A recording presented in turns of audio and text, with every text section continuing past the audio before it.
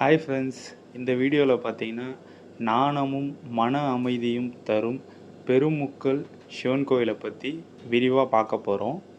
இந்த கோயில் எங்கே இருக்குதுன்னு பார்த்தீங்கன்னா சென்னையிலேருந்து 130 கிலோமீட்டர் டிஸ்டன்ஸில் திண்டிவனத்துலேருந்து மரக்காணம் போகிற ரோட்டில் இருக்குது. இது ஒரு அழகான மலை கோயில், ரொம்ப பழமையான கோயிலும் கூட. ஸோ இதை பற்றி இந்த வீடியோவில் விரிவாக பார்ப்போம். தமிழக தொல்லியல் துறை பார்த்திங்கன்னா இந்த மலை கோயிலை பாதுகாக்கப்பட்ட பகுதியாக அறிவித்து பராமரிச்சுட்டு வராங்க.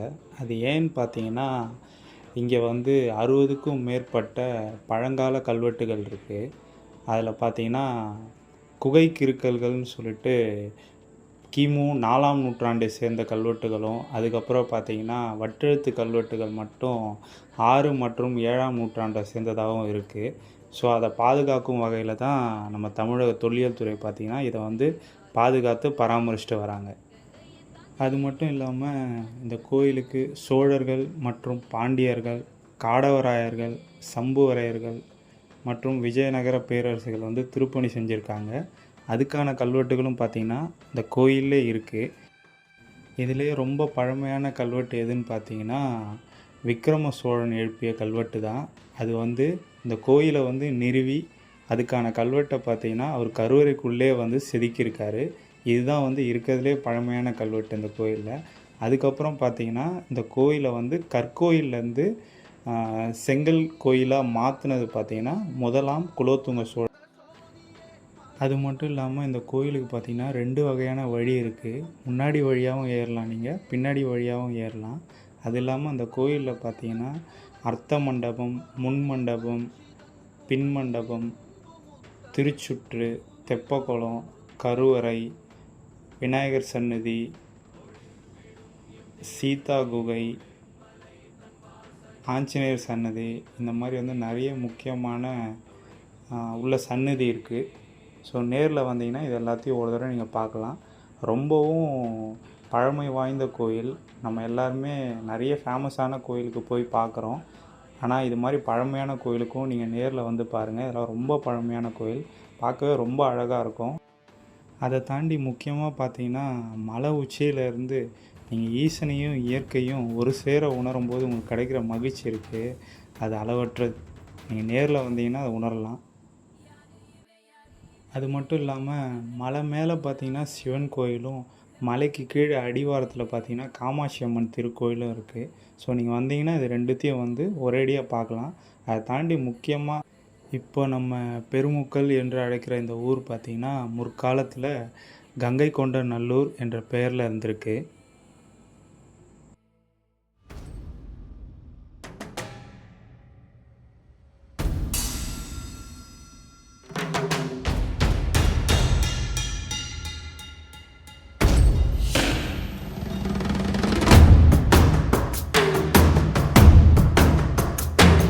சிவா சிவாய போற்றியே, நமச்சிவாய போற்றியே, பிறப்பருக்கும் ஏகனே பொறுத்தருள் அநேகனே.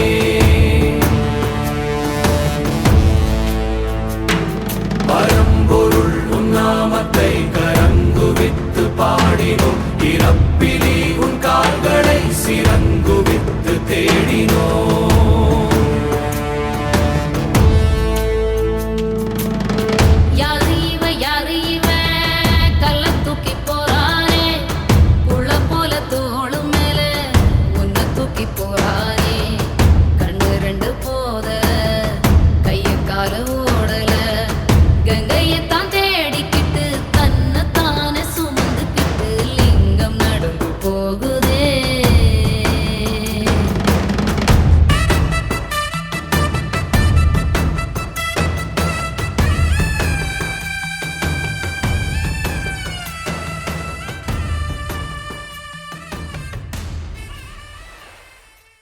நீங்கள் மலை உச்சியிலேருந்து பார்க்கும்போது இந்த சுற்று வட்டாரத்தில் இருக்க எல்லா ஊர் இந்த கிராமத்தையும் நீங்கள் கிளியராக பார்க்கலாம். அதை தாண்டி பார்த்திங்கன்னா நம்ம தமிழக தொல்லியல் துறை பார்த்திங்கன்னா மேலே இருக்கிற அந்த தெப்பக்குளத்தை ரொம்ப அழகாக பராமரிக்கிறாங்க. ஏன்னா மலை மேலே அப்படி ஒரு தெப்பக்குளம் இருந்து அது அவ்வளோ அழகாக கிளியராக இருக்கிறத நம்ம வேறு எங்கேயுமே பார்க்க முடியாது. ரெகுலராக அது கீழே இருந்ததுன்னா கண்டிப்பாக வந்து நிறைய டேமேஜ் ஆகிருக்கும். அது மலை உச்சியில் இருக்கிறதுனாலோ என்னவோ அது ரொம்ப அழகாக பராமரிக்கிறாங்க. நீங்கள் லேனில் வந்தீங்கன்னா அதை வந்து கம்ப்ளீட்டாக பார்த்து ரசிக்கலாம்.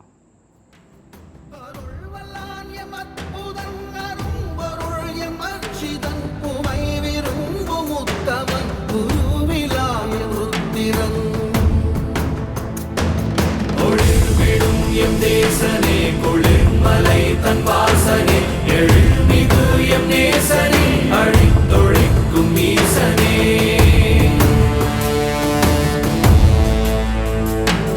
நில்லாமல் ஆடும் பந்தமே கல்லாகி நிற்கும் முந்தமே கல்லாயங்கட்கு சொந்தமே எல்லா உயிர்க்கும் அந்தமே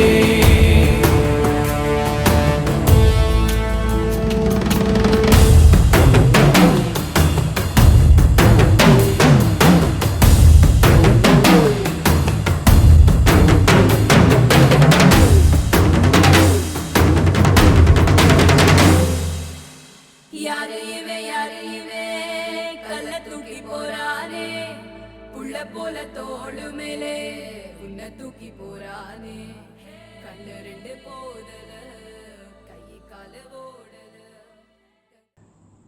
ஓகே ஃப்ரெண்ட்ஸ், நெக்ஸ்ட் வீடியோவில் பார்ப்போம். பாய்.